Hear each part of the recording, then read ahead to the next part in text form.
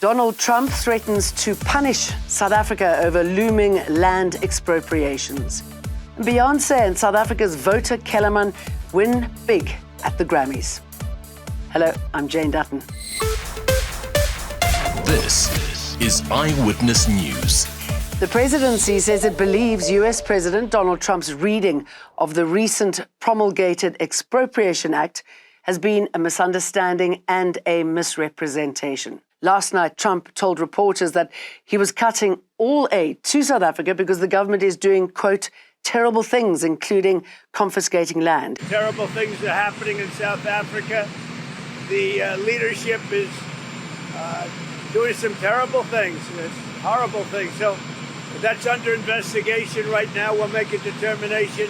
And until such time as we find out what South Africa is doing, they're taking away land, they're confiscating land, and actually they're doing things that are perhaps far worse than that. Civil rights group AfriForum says the United States should target ANC leaders with sanctions for its land reform policies rather than punish all South Africans by cutting financial aid.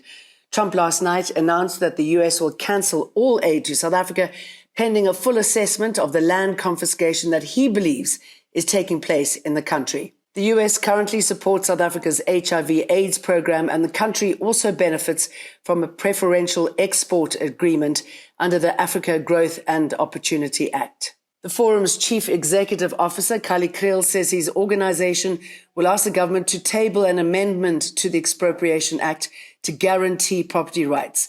The law, which was enacted last month, allows property to be expropriated for public purpose or in the public interest. We are a sovereign country. We have a constitution that we follow in making laws, and we will continue to assert that sovereignty, and we will continue to be guided by our own constitution in making laws that are transformative, in making laws that ensure justice. The NPA has today revealed how millions of rand was deposited into the bank account of a man arrested in connection with the child pornography case. Darren Wilkins and his partner, Tiona Mudley, were arrested last month after an international investigation involving the FBI, police and other law enforcement agencies linked them to the production and distribution of around 10 million videos and images of child sex abuse material.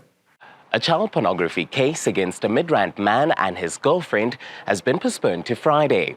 Darren Wilkins and his web designer girlfriend Tiona Mudley were arrested last month after an FBI-led investigation uncovered an estimated 10 million images and videos of child sexual abusive material. Now, the pair made their second appearance at the Randburg Magistrates Court today in a bid to secure their release on bail.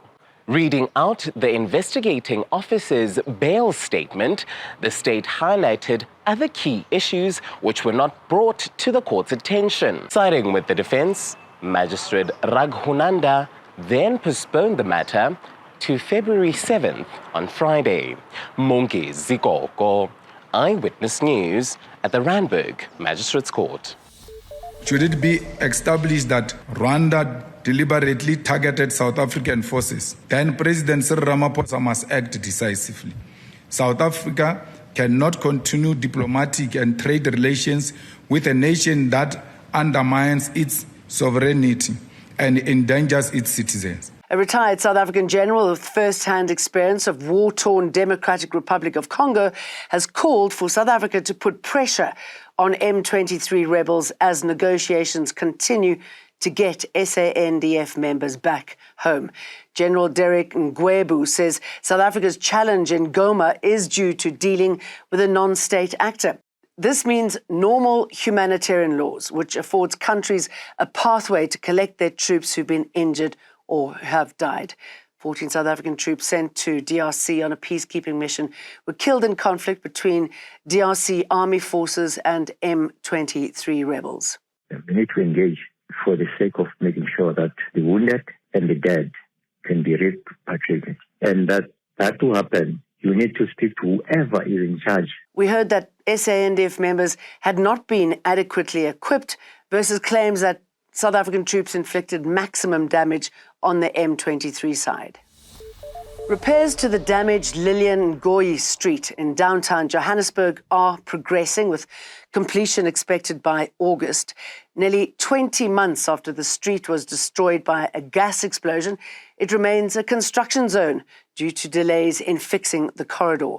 The delays were caused by disputes between the city and the previous contractor, who's now been replaced by a new company.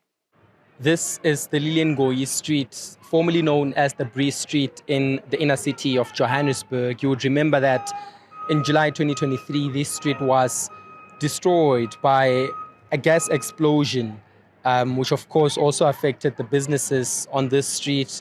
The taxis that usually operated on this street as well were affected. I remember one person died due to that explosion in 2023. Now, almost 20 months later, this place remains a construction site, as you can see for yourself. There were, however, delays with the previous contractor who had disputes with the city. That contractor has now been replaced, and as you can see, the new contractor has hit the ground running. Now, the city of Joburg held a media briefing today confirming that they've so far done 15% of the work, and full upgrades, or full repairs rather, to this street will be completed by August 2025. South African flautist Wouter Kellerman has won his third Grammy, flying the country's flag high at the prestigious music awards show in the US.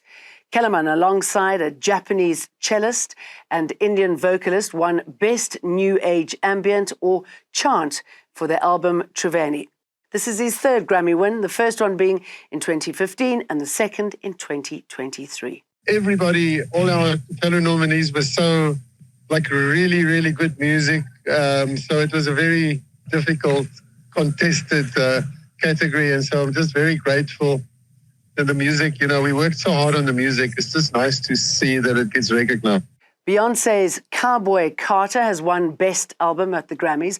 The music superstar released the country offering last year to much acclaim.